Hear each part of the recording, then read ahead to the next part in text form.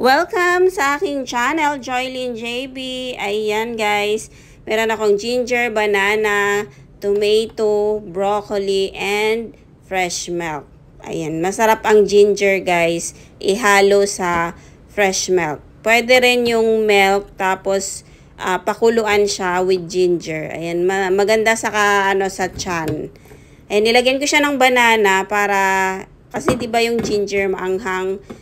Para hindi masyadong maanghang, lagyan ko siya ng banana para mabalance yung kanyang anghang at saka maano din siya sa milk. Ayan. Masarap to guys. Kumbaga yung hindi maano yung tiyan mo, hindi mabigat sa tiyan.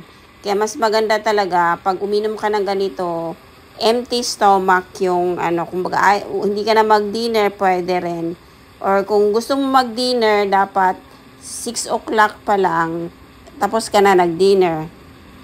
Tapos, after 2 hours or pwede ka nang uminom nito. Ayan, before ka matulog. Ayan, pagka kinabukasan, maganda talaga yung feeling ng tiyan mo. Ayan. So, yun lang guys. Thank you for watching. Ayan, God bless po sa lahat. Ayan, healthy diet tayo or healthy drinks.